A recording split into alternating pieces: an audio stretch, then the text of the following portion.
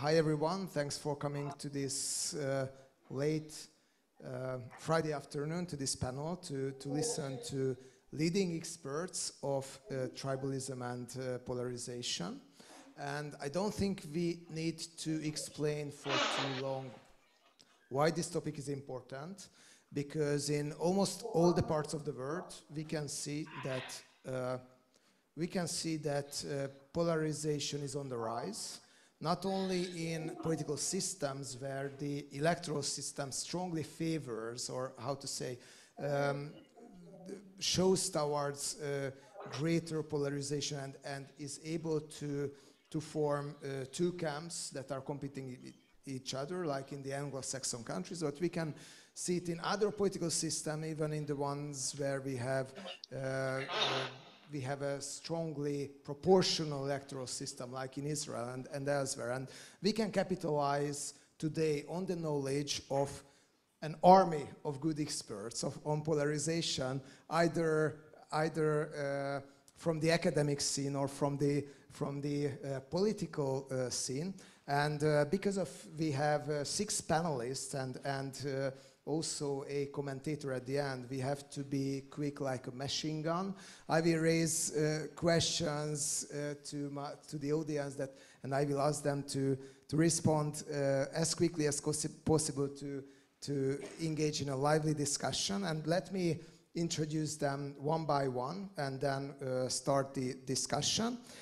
First of all, let me introduce Thomas Carothers, the commentator of the panel, who hears us and sees us. We can't hear him now. He will, but he listens to us. Yes, hi Tom, and he will deliver a summary of the panel and a keynote comment at the end.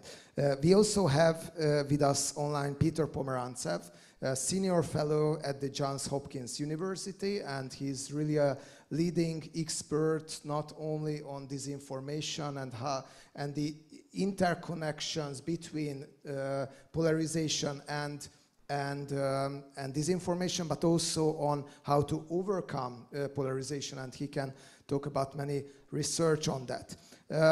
And offline we have Senem Aydin-Düzgit from Sabanci University, a professor from Sabanci University, who wrote a chapter in a book that was published in 2019 co-edited by Tom Carothers, our keynote commentator, and it is about polarization and the secular religious divide in Turkish politics. We also have Jennifer McCoy, professor from Georgia State University, and she was also a fellow here at CEU. And the ones who attended yesterday at the evening event could hear her talking about some aspects of polarization. She did many research on polarization in the United States, but also in Hungary and countries like Northern Macedonia and probably a lot of others that she can tell us. And she invented, as far as I know, the term pernicious polarization, which she will explain what exactly means. We also have Marlene to my right, the director of Center for European Politics from the University of Copenhagen, who also wrote a book on tribalism and how tribalism undermines democracy in Europe.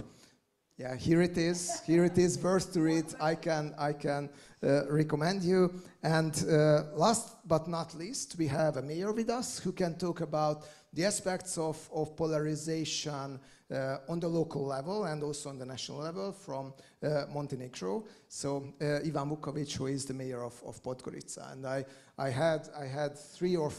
been 3 or 4 times to Podgorica, and I really love the city. So it has no connection to the panel whatsoever. Just I'm really happy that I can see you here, and congratulations for leading such a great city. And me myself, I did some academic work on tribalism and polarization, and also Political Capital published a report on polarization in Hungary and Poland. That's my connection to the topic. So after this long introduction, I would like to just jump right into the topic. And first, I would like to ask Jennifer to tell us why do you think, so what should we mean by polarization? And yes, some, let's say, realist political scholars say that polarization is a natural element of democratic politics that we can, we have to accept because this is the rule of politics. Why, what does pernicious polarization mean, and why is it dangerous for our democracies? Yeah, thank you. Well, I came up with the idea of pernicious polarization from watching and living in one particular country, which was Venezuela, and studying that country for the last 30 years and watching as it sort of disintegrated over the last 20 years in large part because of polarization.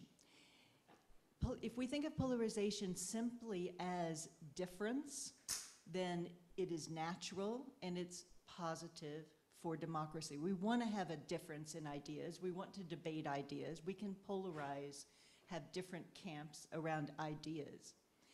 When it becomes pernicious is when we divide into mutually hostile or antagonistic camps. That has pernicious consequences for democracy.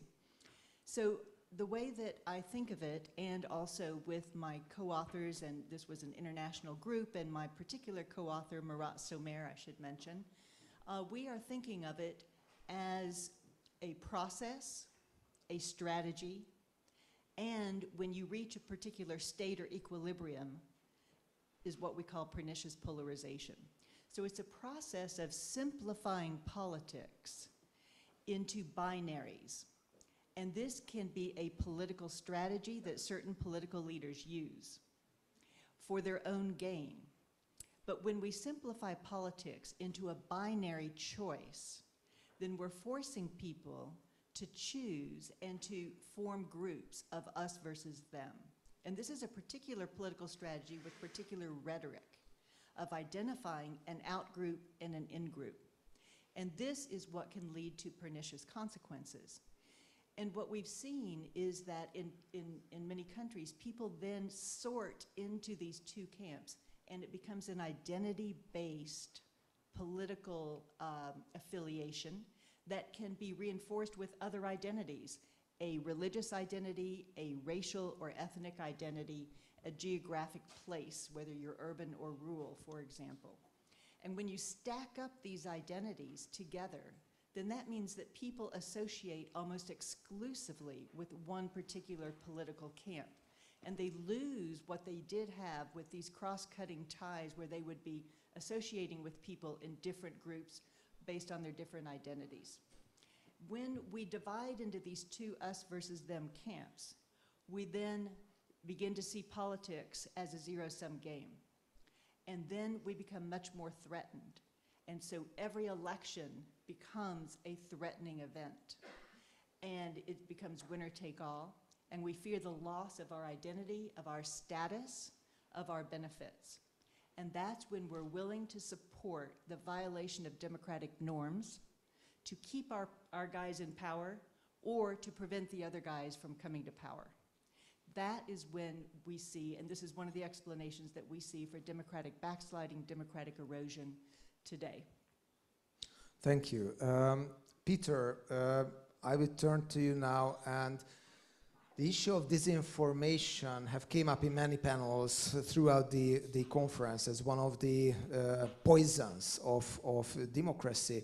How do you see the relationship between tribalism, polarization, and the need for disinformation? How much you think it's natural in the sense that everyone likes to live to a certain extent in information bubbles, and how much is it, when does it become really dangerous for democratic systems?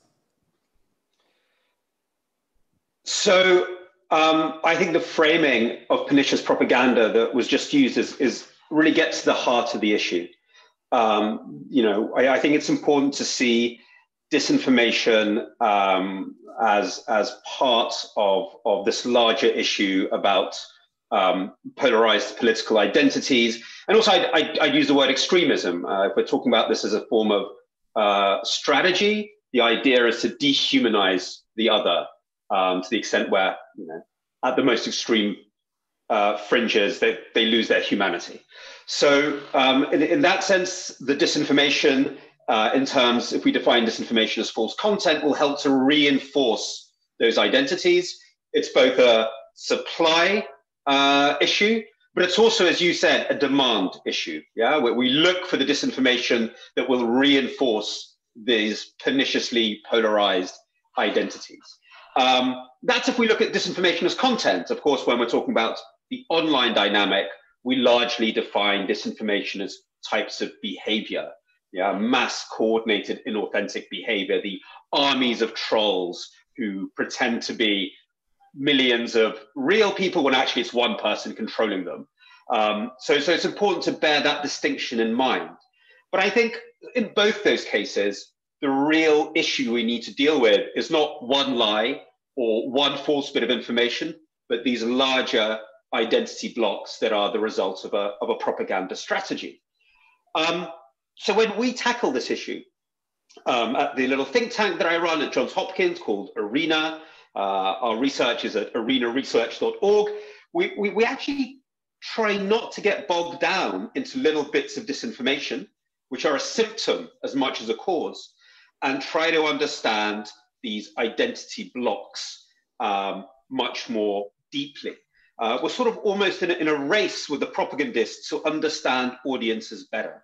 Why is there a demand for rigid, polarized identities? What is it about the traumas, the cultural traumas that people have gone through, which make them sort of sensitive to this sort of propaganda? And we've done research in Hungary, in Ukraine, and all sorts of places that are really kind of cursed with this pernicious polarization. And what we find, and I think this is key in trying to solve this, is that actually below the surface of these propaganda shells, there's actually very, very complex and often very nuanced human dynamics taking place. We don't have to play in to these binaries. And the great risk, I think, that we run, even good media, you know, public service media, risks reinforcing these divides, risks dividing Americans into liberals and conservatives, or Ukrainians into Soviet nostalgists and pro-Europeans, or Hungarians into Brusselites and Orbanites, for example. Actually, it's very important not to reinforce that, to understand the very complex experiences people have, not to sort them into these categories. I'll give one example, and then I know I've so little time. In Ukraine, we found, you know, people who were nostalgic about the Soviet Union weren't necessarily pro-Putin. Their nostalgia to the Soviet Union was actually very, very subtle. They were nostalgic about some things, but didn't want to see the Soviet Union repeated again. And one had to, as media, talk to this very, very complex, nuanced, and often deeply traumatized experience that people had. So we're in a race, to make it very simple, between the propagandists who will seize on people's sense of disorientation due to rapid technological and economic change. And in that disorientation, we'll try to give people simplistic, aggressive, paranoid, perniciously polarized identities, and an approach of what I think public service media or public service spirited media has to adopt, which is to try to bring those problems into speech and dissolve these sort of paranoid and aggressive identities. Yes, thank you. And I unfortunately haven't seen one more speaker who we have in the panel. Sorry, it's my mistake. Hi, David. We have David Blankenhorn as well with us, founder and president from the Institute for American Values. And I would like to turn to you, if you don't mind. Could you please talk a bit for us about what are the issues that you think are the most divisive in the American society, and what are the issues that can serve as some kind of unifying issues? You have, in many capacities, you have dealt with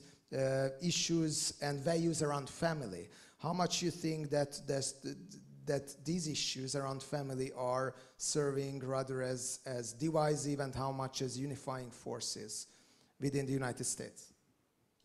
Yes, and very happy to be with you all today discussing this really important topic. In my experience, I run an organization that brings Americans together mostly at the grassroots level across political divides to try to rebuild trust and kind of civic friendship despite differences. And we found that it's not really the issues as much that is dividing people today, is the polarization on an affective level that Professor McCoy talked about. It's not, the issue differences are there. On family, there are important issues of difference, and they've been issues such as same-sex marriage and others have been a part of the culture conflict. But I would say today, in terms of the polarization, it's mostly a dislike and fear of the other as much as it is a disagreement over issues. So it's not so much, oh, I disagree with you about a certain topic. It's that I don't like you. You personally are what I'm afraid of. That's really the heart of it, I think, in the United States. In our work, for example, people at the end of our experiences often say, we're much less divided on the issues than we've been told. That's a very common checkout question, checkout comment. So I would answer your question by saying that at least in the United States, the issue divisions are important but not determinative. What's determinative in driving polarization is at the personal and emotional level of personal dislike and fear of the other side. Yeah, thank you. And I think it brings us, to a very important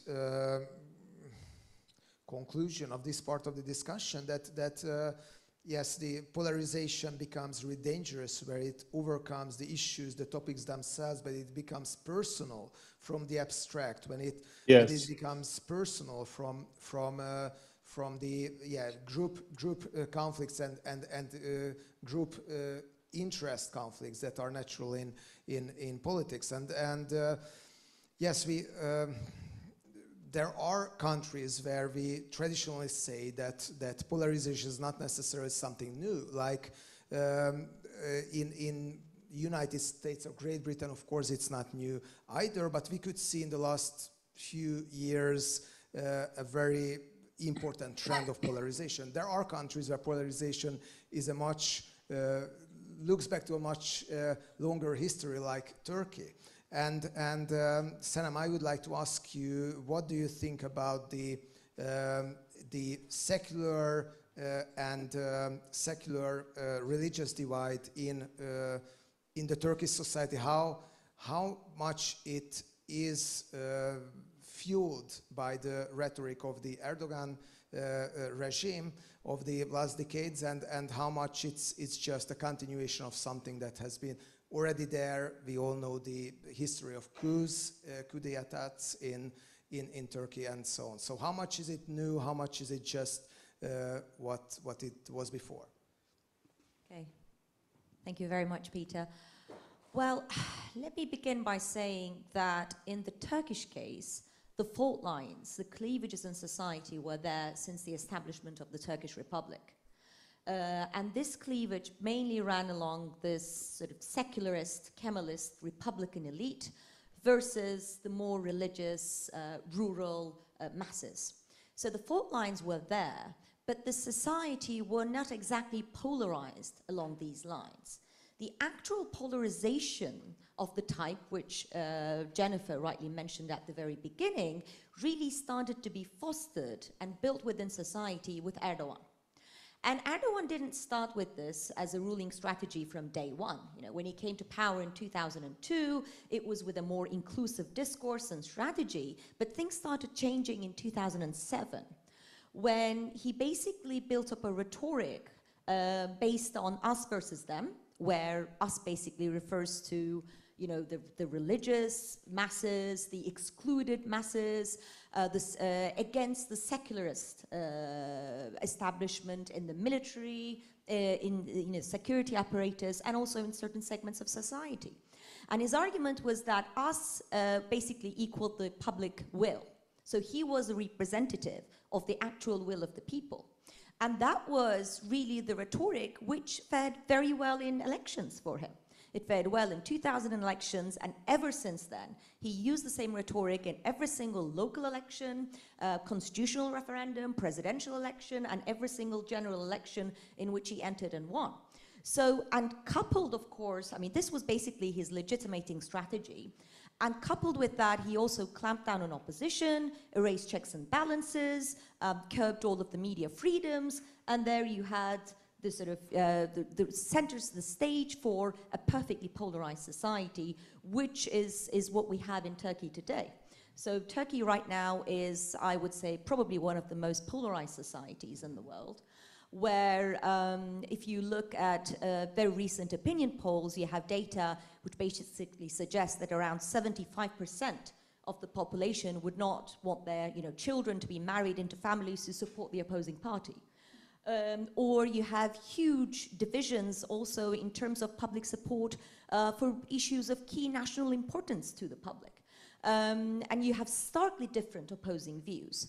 And I think more importantly, you have identity-based partisan identities, partisan affiliations that are becoming entrenched in society. And Erdogan managed to do that because he remained in power for so long as well, for almost 2 decades now. And I think that's the situation where we're at with Turkey today. Yeah, thank you. And yeah, I think it's another very important example of how politics becomes personal when it can step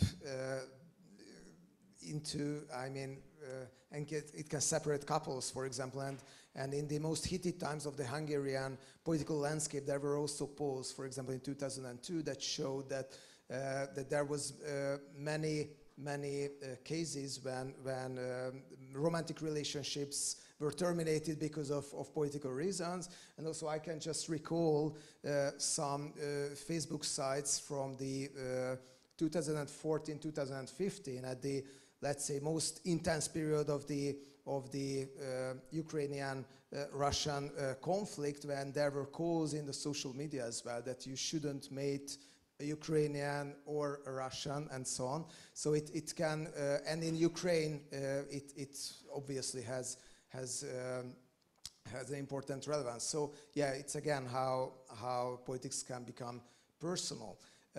Marlene, Denmark is generally not regarded as one of the most divided countries in the world, and usually there is this picture and this idealized picture on the Nordic countries that because of the proportional electoral system, these countries have less deep cleavages and less tribalized political landscape.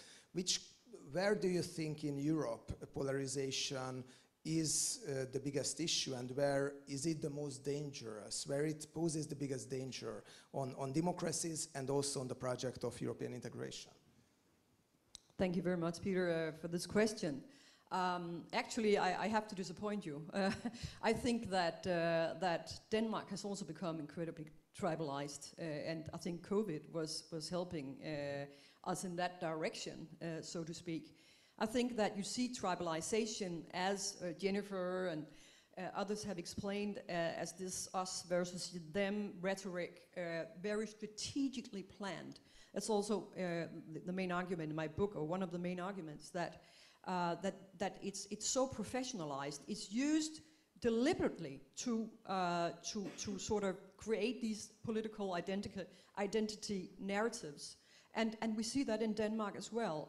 During COVID, I don't think we ever had a prime minister saying Denmark and the Danes more times than it happened during COVID and all her press conferences. So we have a social democratic prime minister, but emphasizing Denmark, the Danes, I'm protecting you, I'm protecting the Danes, happily, we are not Italy, look what's happening in other countries. Fortunately, we are so well off here. I'm taking care of you. Constantly creating this us versus them. And that's what I'm seeing even in liberal, so-called liberal democracies like Denmark is. I think we see it all over, that we have, of course, to a larger degree in some places than others. But this idea that you deliberately and very cynically construct these narratives about identity and about us being together and fortunate and you know, in different ways better off or just against someone. And I think that's something you see. It's just worse in some places than in others, and it's part of modern politics. That's how you run modern politics today, and that's also what I'm arguing in the book, is that it's become so professionalized. I mean, a lot of my students, they study politics, which is the most popular you can study in Denmark. You need the highest grades to enter university in politics because everybody wants to be a spin doctor. Everybody wants to advise politicians how to crack it, you know, how to develop narratives, and indirectly that is a polarization, in my opinion. And then, of course, you have countries where it's much worse.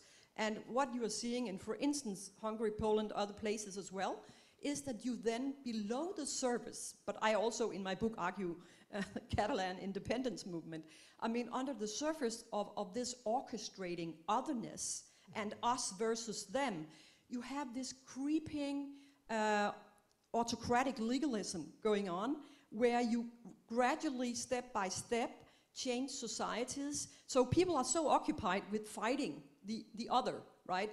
And being occupied, for instance, in Hungary with migrants or Muslims or LGBT people or whatever. And so gradually nobody discovers that what's actually going on, this is just a distraction from the real cynical politics of changing society step by step underneath this theater. So it's like creating a theater so people can be occupied with that, and occupied with in Denmark it was COVID and taking care, and nobody saw the power grab, the concentration of power among the government, laws that were made that were crazy, and there was no time, they said, to include parliament, because this was so urgent, it was so dangerous that you know, you sort of gave a gun to the head of the opposition. You have to vote for this afternoon, because we need to have emergency laws, we need to create this feeling of emergency, of, you know, our prime minister taking care of us, of danger. So I think we find this phenomenon in most places. The UK during the Brexit campaign, exactly the same. Creating Brussels as the big other, as the dangerous bureaucratic monster that nobody could, breaking up marriages, talk about that in the UK. I mean, that was a big thing.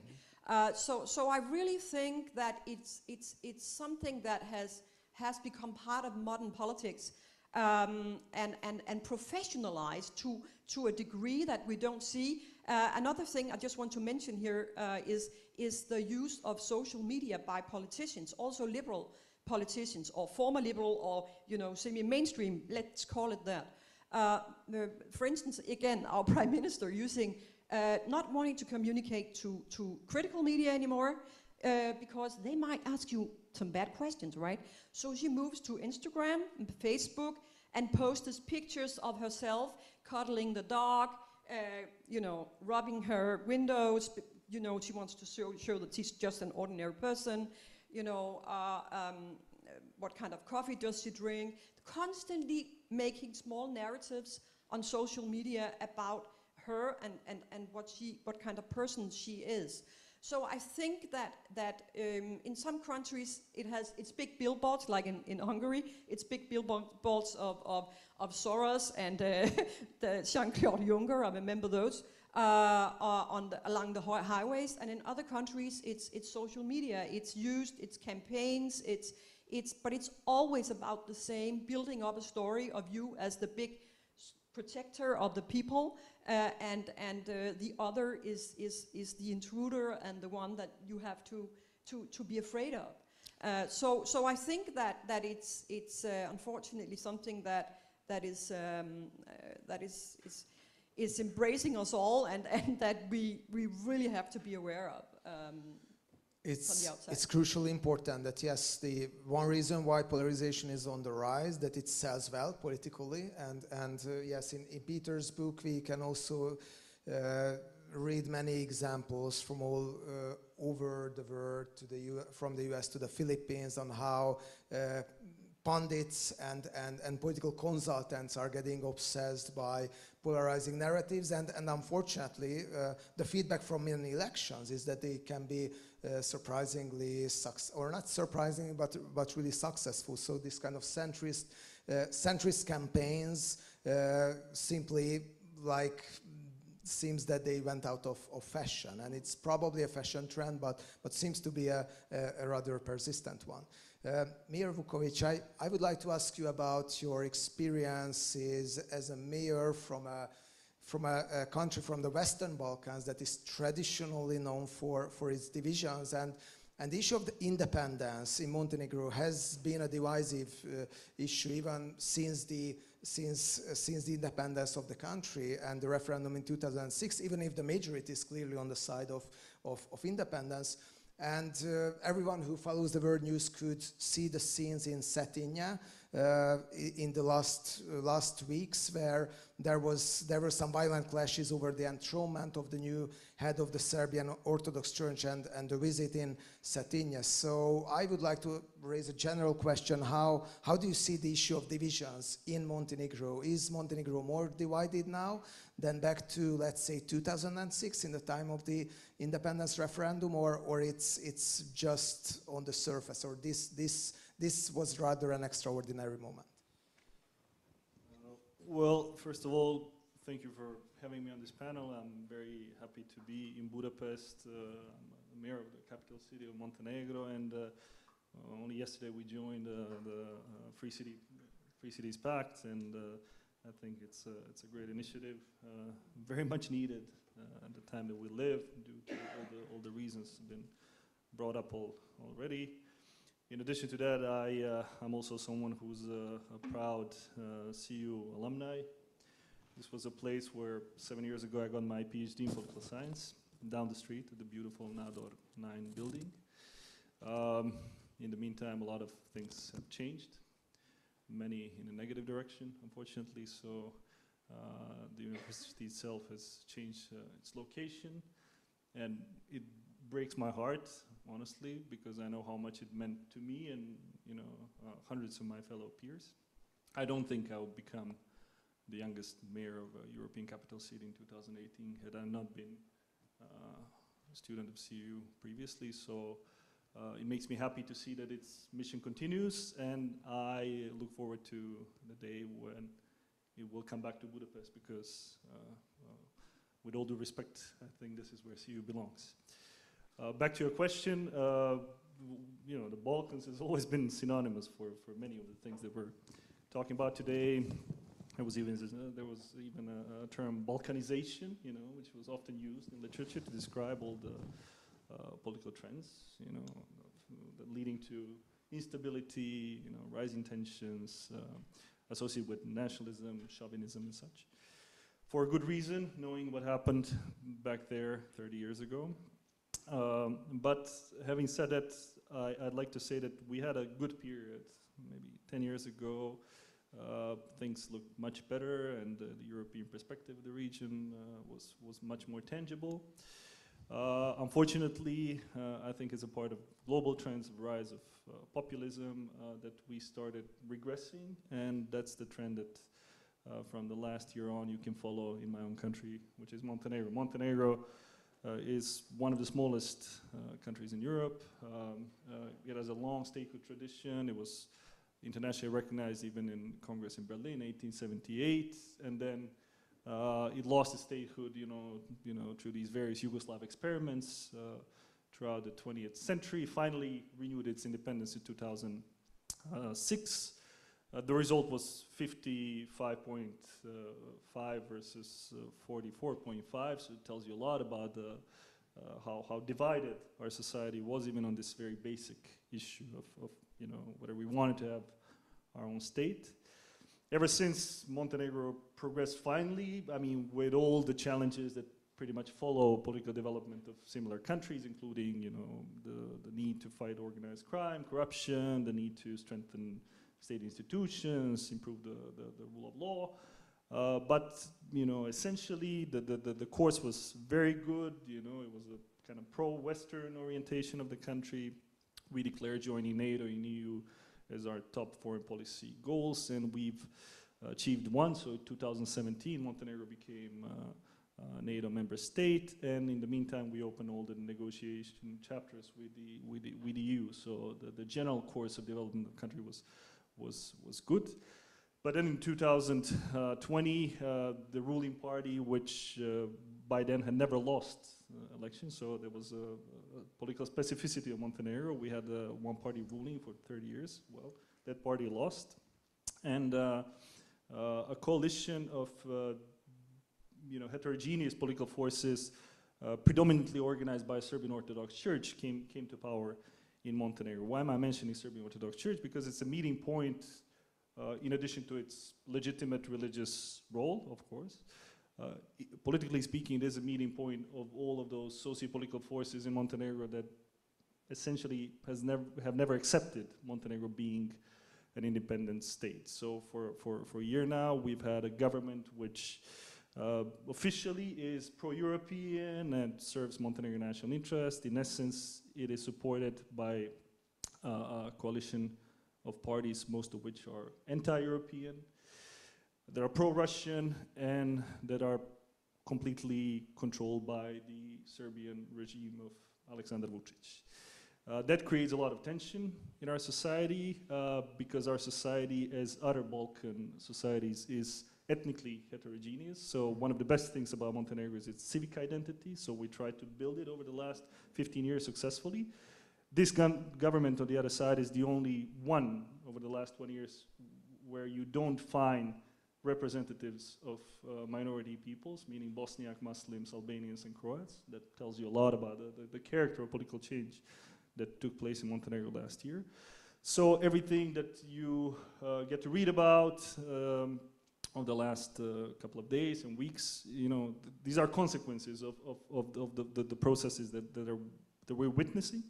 So a big chunk of Montenegro society is, rebels against, the change of the course of development.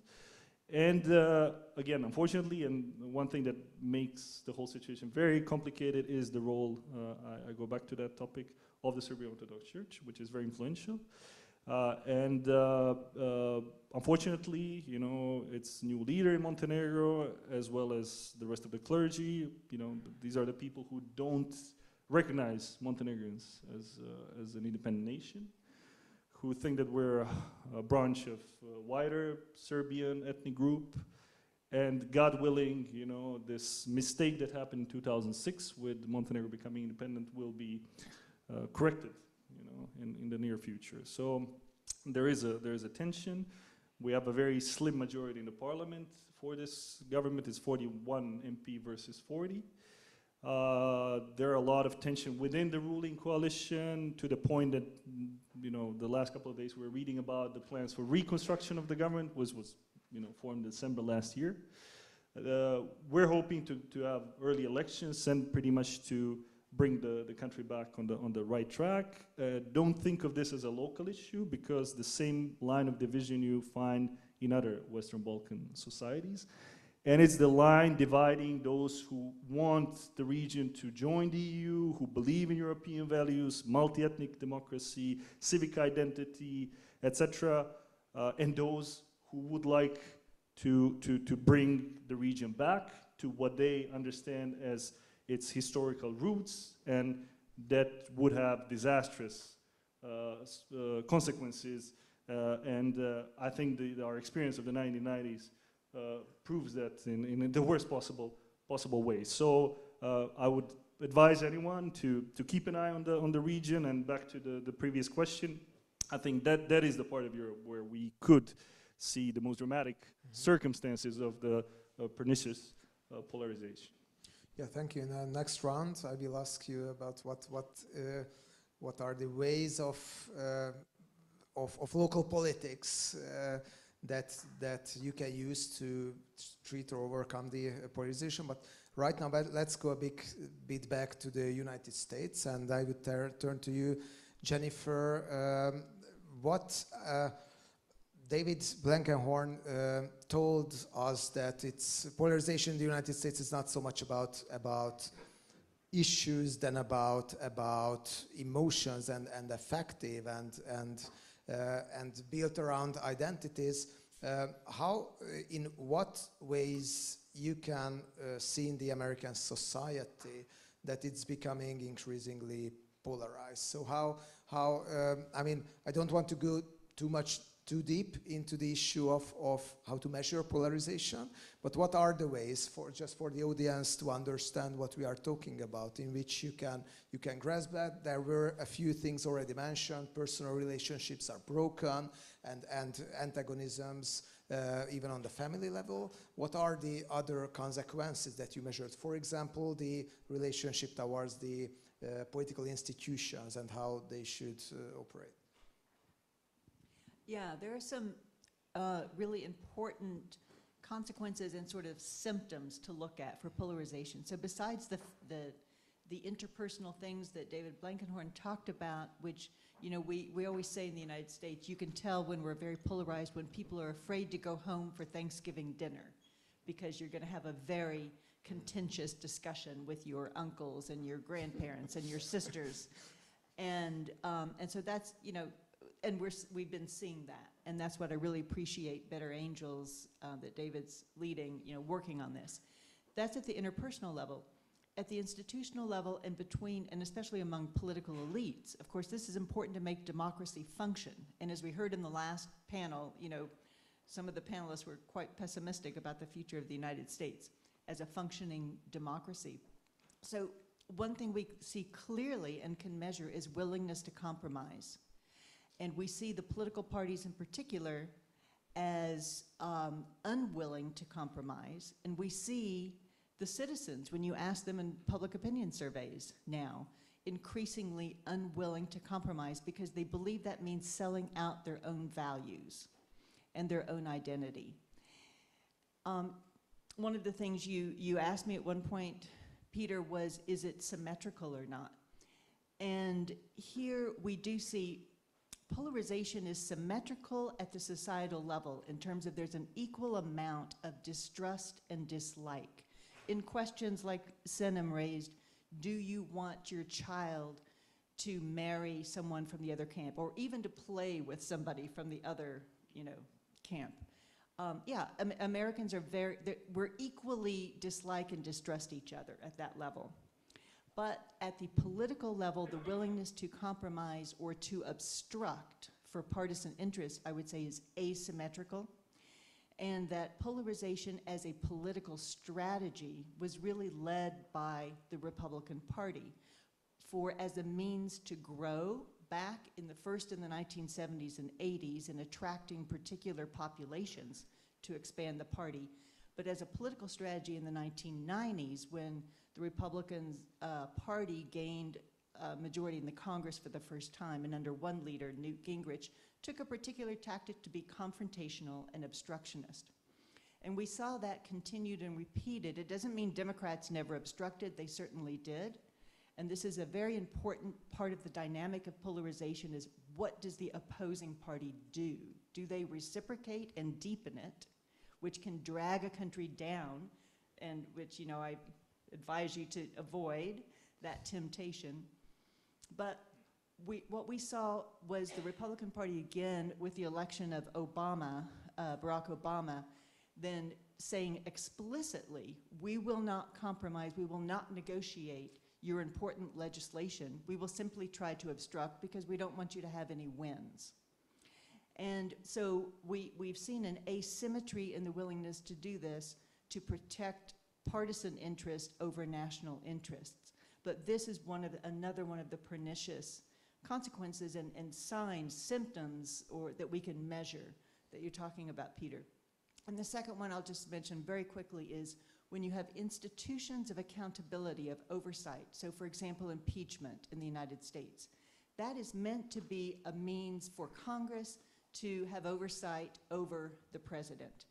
But if it becomes partisan, if one party and their supporters view impeachment as politically driven by the other side, and the other side views that the president or the party is doing things for partisan interests, when you lose trust in the institutions of accountability because they become politicized, then one, it doesn't work and your democracy starts failing, but that is showing you another measure that you're in a state or an equilibrium of pernicious polarization. Yeah, thank you. Yeah, let's now turn a bit to the issue of the possible countermeasures against polarization and tribalism. I think we all agree in that it's an increasing problem that has to be dealt with. If it comes from the top, from the very leading politicians, of course, it's hard to do too much against that as an NGO, as someone who is working in a think tank, in the media, in the academia, and so on. But of course, we should at least try. Peter, you have written some about the role of media that you also mentioned in fueling polarization. How can the media reduce polarization in a way that it doesn't get boring? So because everyone likes the drama in politics, the drama is what everyone likes in politics, and this, to a certain extent, polarized media only just serves the demands from the public from a cynical point of view. But let's bring some hope into the discussion, in the sense that there are possibilities to do interesting journalism that not fuels polarization. Yeah, I mean, look, it's very interesting that we brought up the 1990s as, in America, as one of the sort of opening phases of contemporary pernicious polarization. And even then, I think there was already a role played by the media that was not positive. There's a very famous study in the field of communications by Kathleen Hall Jameson, a professor at the University of Pennsylvania, called The Spiral of Cynicism. And she looks precisely at the emergence of Newt Gingrich's opposition to Bill Clinton in the 1990s. And how at the start, Clinton and Gingrich were kind of getting along and even finding some common language. And a large role, or some role, was played by the media kind of stoking opposition, saying, hey, in that last meeting, who won? Who won in the last debate that you had? And Gingrich and Clinton were all saying, actually, we got along okay. And the media, because they were desperate for a kind of, confrontational narratives, which you mentioned, helped stoke this and started covering politics, not as a debate about issues, where there is compromise even today, as David pointed out, but a battle of strategies and scheming and mind games. I think it's interesting that happens in the 1990s, by the way. I think that it's interesting that the 1990s is also the period where issues bleed out of our great political debates. The Cold War is over, left and right issues are solved. So kind of all that's left is this kind of strategy between personalities. And of course, the 1990s is also the emergence of the reality show as our main cultural entertainment format. So all this coming together of performative strategic politics over issue-based. So jumping over today is, how do we get back to the issue-based? How do we get away from that? You're right, it is entertaining, much like a reality show is entertaining. I think about how primary debates are structured in America. They're structured exactly like a reality show. If you want to have time in a primary debate on TV, the way to do that is to attack the person next to you, because then they have 15 seconds to respond. If they attack you back, then you have 15 seconds to respond. The whole thing is designed to create this kind of low-level personality clash. So we have to move away from that. We have to start thinking, let's take a really simple example like a primary debate on TV. Let's not make it defined by this sort of personality strategies. Let's just give them a different task to fulfill. Show us how you, different people in this primary debate would work together to enact important social change, and how you would find a compromise with the other side. Show us how you would do that. It's still gamified, it's still interesting, it's still dramatic, but you're setting completely different priorities.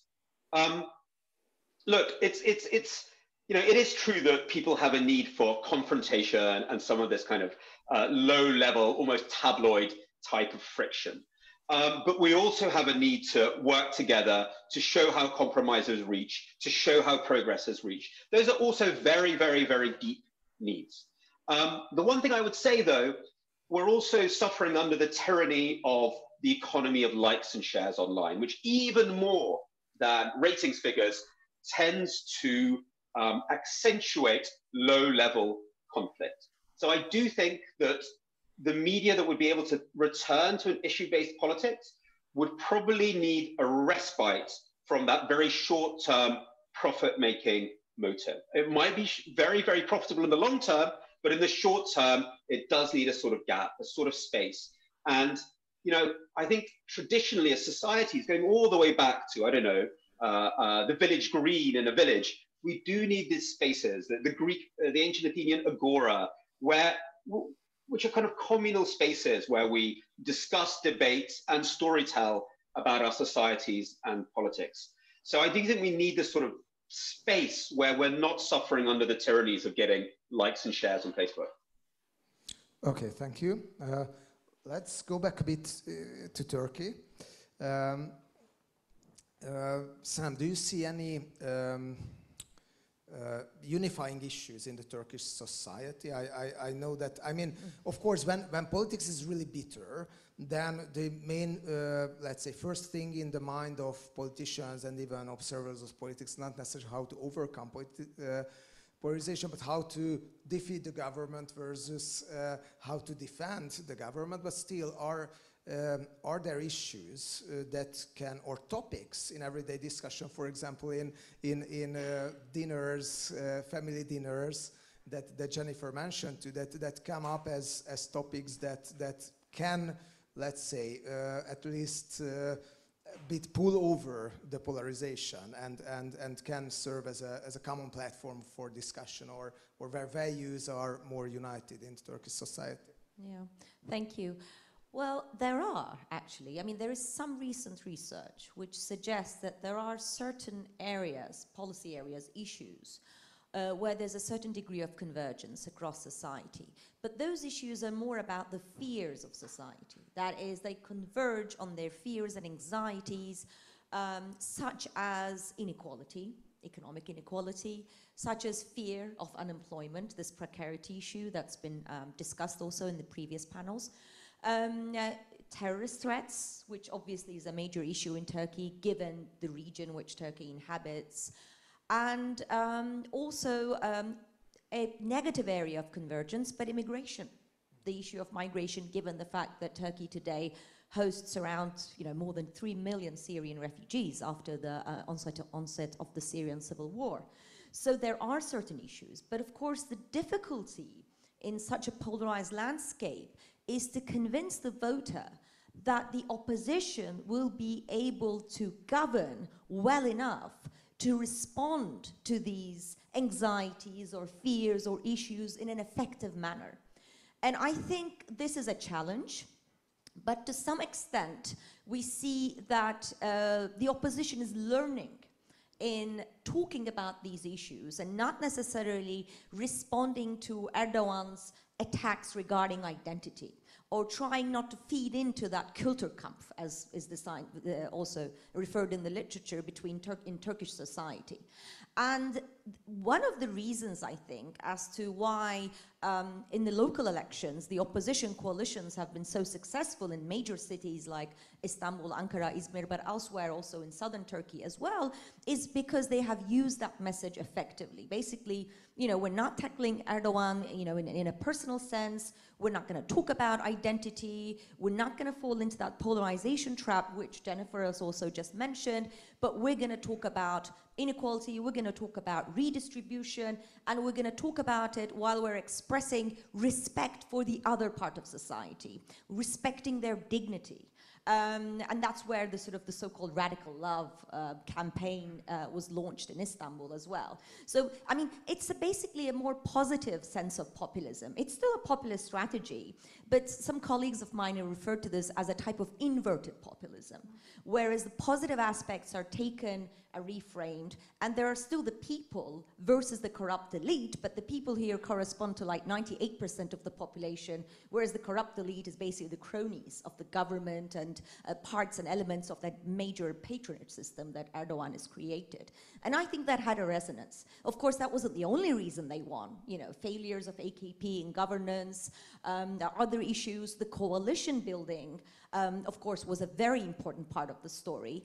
And that is also an indirect effect of the majoritarian presidentialism that Erdogan introduced. If he hadn't done that, there wouldn't be a structural incentive maybe for all these political parties, with some of them with very different political backgrounds, to converge on common values, on issue-based matters in local governments. But of course, it's still too early to tell. I mean, it's only been about 2 years, and of course the local story is a different story than the national one, so it remains to be seen how this will unfold. But so far I can say that it's not going too bad, given the performance of the new local governments, despite all the intrusions and all kinds of obstructions that have been employed from the center.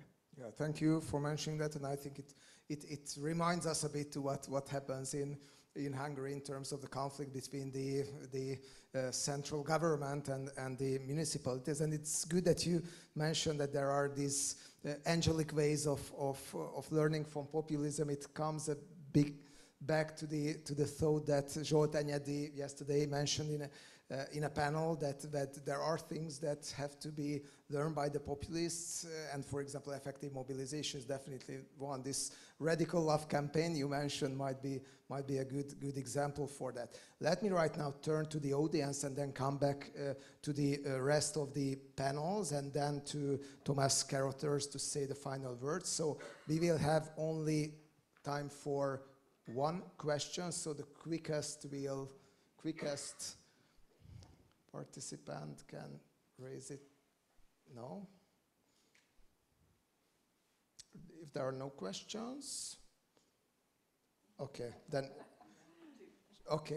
let it be two quick ones. Zsuzsa Szelényi and Zsolt Enyedi, if I've seen it well. Thank you very much. I was hesitating because I actually would like to go on the questions you just raised. I'm Zsuzsa Szelényi, I'm a former Hungarian politician, and obviously my keen interest is how to counter pernicious polarization in this country. And you are aware that there is a special moment in Hungary, because the Hungarian opposition, ever first until 10 years, is cooperating in order to go together against Orbán's party, the Fidesz, at the next election. And this is a moment which politically seems to be a very good tactics. However, it has this threat or this problem that, of course, polarization is rewarding for both parties. And it's very easy that the opposition will come up with the joint campaign, which will be nothing else but anti-Orbán. So you started to speak about in the previous comments, but I would like to raise all of them, and also Mr. Blankenhorn and others who have some more practical experience. Also Jennifer, but you've seen a number of countries. I don't know whether any success stories have happened, but of course political narratives, what I'm interested in. Thank you. Thank you. Second question, please. Zsolt Enyedi, Democracy Institute. So if it's the case that polarization originates with the political elites, and if citizens would prefer less polarization, then why is it so that centrist strategies fail? As Péter Krekó mentioned at one point, why don't we have more successful centrist parties? Very good question. Conscious of time, I will throw your questions to particular participants. So, so Zsuzsa Szelényi's question would go to David Blankenhorn. David, what do you think about these practical possibilities of overcoming polarization, and probably the issue of gay marriage that you became an important supporter of? If we take a look at the polls in the United States, there is an enormous shift from an anti-gay marriage position to a pro-gay marriage position that we could observe in the last decades. Can it be, for example, one topic that serves as a, let's say, unifying issue? I don't think so, because the opposition to gay marriage has both become less so, but also people have just more or less accepted it. So it's not, we've moved on to other reasons to fight each other in public. To your larger question of what can be done, I'm not sure, but my own work is based on the premise that there needs to be a kind of cycle of change where organized citizens at the grassroots level begin to demand changes in institutions, and then the institutions, as they and when they begin to reform, make possible more organization at the grassroots.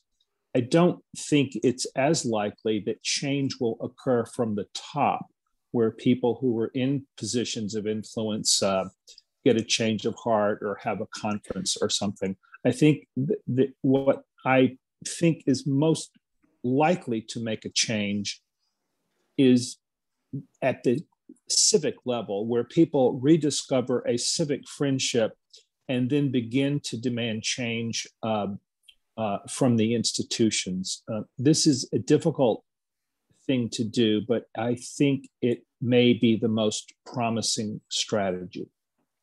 Thank you. And yeah, it's worth to mention that your work proves that bottom-up solutions can also be sufficient, and we shouldn't underestimate the value of horizontal communication between citizens. We, especially political scientists, tend to focus on the top-down polarizing narratives. Marlene, shortest question, I would put it over to you. Why there are no centrist messages, platforms, parties, campaigns we see in the world that are successful? So why do we see this rise of polarizing narratives being successful projects, if there is some kind of need for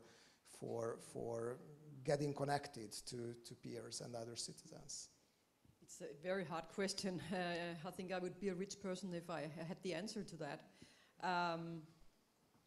I think that we're actually seeing the opposite. We're seeing mainstream parties adopting the extreme right and also in some countries extreme left populism. So it's a way of doing politics, and I think it's also fueled by the media, as we talked about previously. That all politics today is analyzed in these like a fight between camps, and there's no focus on the substance. It's on who did best, who performed best, and so on. And therefore, I mean, because it's all becoming a theater, and the media, you know, to attract viewers or readers.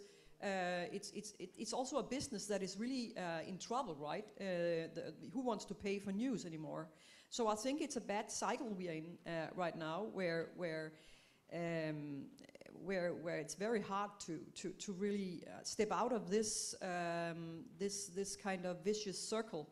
And I'm really sorry. I was thinking about positive things to say.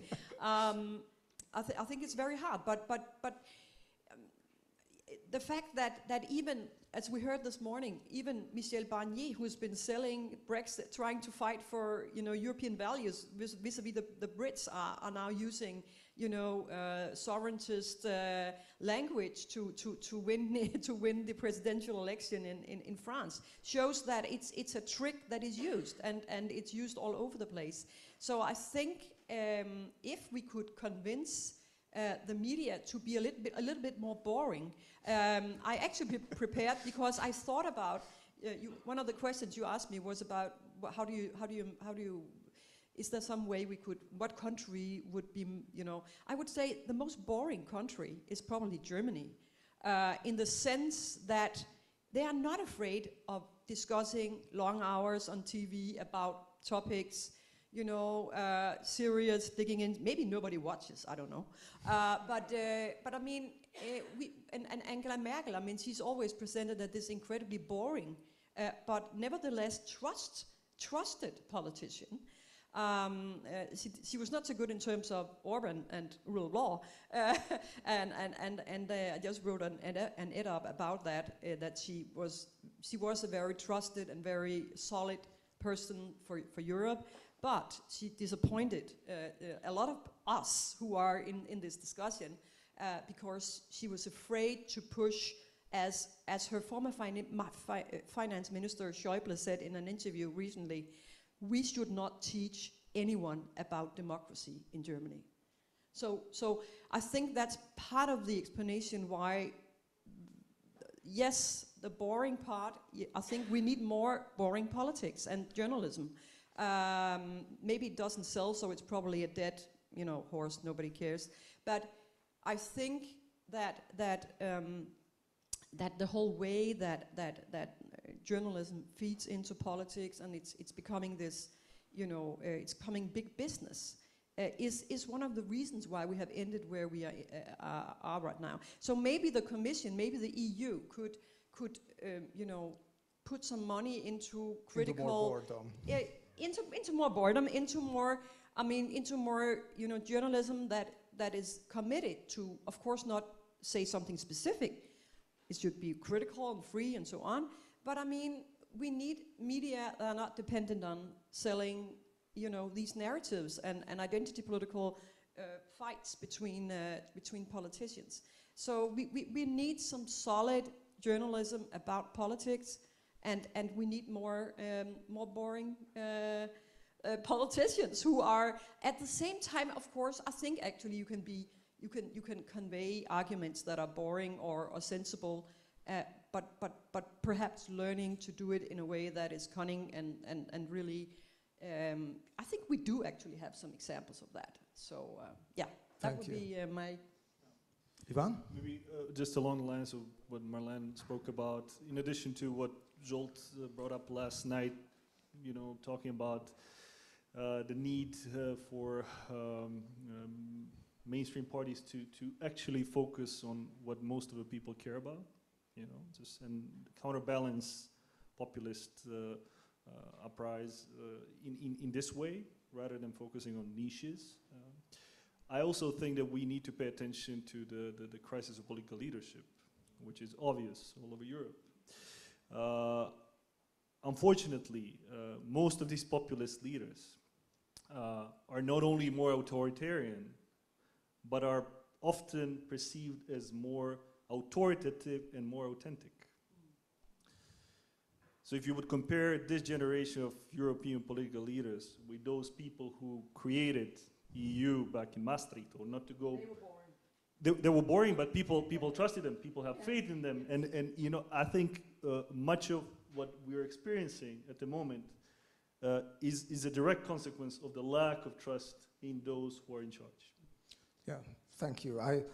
This is not I think not a very usual recommendation for politicians, is it? That dare to be more boring. So it's definitely something that not a commonplace in policy discussions.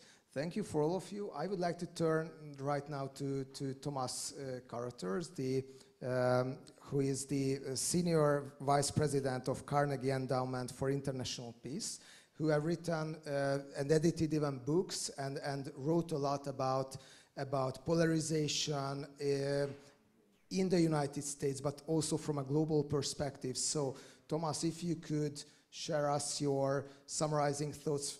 And you have written on two particular issues which are extremely important for this discussion. First of all, what Marlene have already mentioned, that what are the effects of the pandemic on polarization? Are there politicians who could, let's say, resist the temptation of polarize their societies further and to invest into issues that are more uniting the citizens.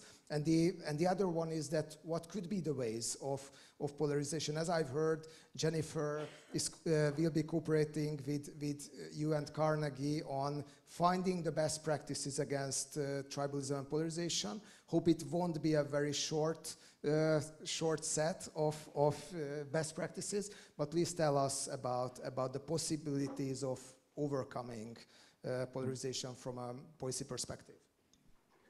Thank you, Péter. Very good to be with you. Sorry I can't be there in person, but I've enjoyed very much listening to this great panel. Let me see if I can offer some non-boring yet also non-polarizing final comments. The organizers have asked me to very quickly address 3 issues: a bit of global perspective on polarization, a bit on the pandemic, and then summing up with some of the lessons about overcoming polarization. On the global perspective, we've focused here today on Europe and North America, but of course it is crucial to see that polarization is occurring in many parts of the world, but not uniformly. It's very powerful in Latin America, very powerful in South and Southeast Asia. We think of India, Sri Lanka, actually Indonesia. In those 2 regions, though, it's very different. In Latin America, most polarization is ideological. Think of the recent Peruvian elections, big divide between the left and right. See what's happening in Brazil, see what's happening in Colombia. In South and Southeast Asia, it's more ethnic and religious. Think about Hindu nationalism in India as a dividing line, or ethnicity and religion in Sri Lanka. Interestingly, East Asia, much less polarization. South Korea, Japan, Taiwan have managed to avoid it, so therefore we may want to give some attention to why certain democracies managed to avoid it. Not very much pluralism in the Middle East, but where it exists, Israel, Tunisia, quite a bit of polarization. Africa, complicated picture I can't really go into, but in many cases, incoherent state formation is the big issue rather than pluralistic polarization or pernicious polarization itself. A perspective on the pandemic. In those countries where the dividing line that helps divide the 2 sides is about the role of the government, then the pandemic response feeds into the polarizing dynamic. What I mean is this: in the United States, we might have hoped the pandemic would bring America back together somewhat, but because the dividing line, one of the main dividing lines between the 2 sides is how big of a role should the government play in everyday life? That's the issue about the pandemic response. Should we wear masks or not? Should we have vaccine mandates or not? So where the pandemic hits a country where the dividing line has to do with the very issues that are intrinsic to the pandemic response, the pandemic has been very polarizing. Where it doesn't, think of India, for example, where the line dividing Hindu nationalists and a more pluralistic view of India really hasn't much to do with the issues that are essential to the COVID response. COVID has not had a lot to do with polarization in India. So we can go through the different democracies and see where COVID has been more polarizing based on the underlying fault lines. It's an analysis that hasn't really been done yet, but I think would be worth doing. I know time is short, so then I'll just touch on overcoming polarization. Péter kind of nicely asked me, said, oh, by the way, at the end of the panel, why don't you offer all of the solutions? Well, first of all, it would be a bit surprising if an American had those solutions. Because if they did, why would America be in the mess that it's in? So I don't, but I think it is worth analytically at least providing a little framework here. I'll just say that there are 5 different areas of overcoming polarization that need attention, some of which have been mentioned today, some not so much. Let me go through them very quickly in 1 minute in order. The first is leadership strategy. Joe Biden, no doubt, has his faults as a president, but he's not a very polarizing president in his rhetoric and his general political approach. He doesn't call out the other side. He doesn't demonize. He doesn't engage in polarizing strategies. So therefore, one approach is simply leadership, which eschews the polarizing strategy and pursues a certain degree of moderation, at least in identity style. The second is opposition strategies. Senem talked a bit about this: inclusiveness, radical love, unity, avoidance of playing the polarizing game, and so forth. Jennifer's done some good writing on this, and there's more work to be done on what opposition strategies tend to diminish the polarizing dynamic. Third, reinforcing the guardrails in a country that help check or limit polarization. By guardrails, I'm thinking of the rule of law, which keeps politicians within a certain set of boundaries about what they can and can't do. reinforcing judicial independence and judicial credibility, electoral commissions, strengthening electoral administration to make sure it can withstand the polarizing pressures. So a third strategy is strengthen your guardrails. Fourth strategy is civic bridging, kind of work David Blankenhorn and others are engaging in the United States and in many other countries, creating lines among citizens, building bridges among citizens at the local, regional, national level to try to create a civic culture that has something to do with depolarization. And fifth, Peter mentioned media strategies, approaches in media that can help diminish rather than augment polarization. So if you take a country that's in deep polarizing waters and say, is there a chance for better leadership strategies, better opposition strategies, reinforcing guardrails, civic bridging, media reforms? That's the depolarization agenda. Unfortunately, there's no magic bullets in there. Otherwise, we wouldn't be having this problem in so many different parts of the world. Hope that's helpful to you. And once again, really enjoyed the panel. Glad I could be with you today, at least virtually. Thank you. Thank you very much, Thomas. And I think it's a brilliant framework that we can think through. And it's good to hear that I think at least 4 of your 5 points have been covered by the speakers beforehand. So it's like you give a structure for the discussion even after that. So thank you again. And thank you for all our speakers. I think our speakers deserve a big applause. So please join.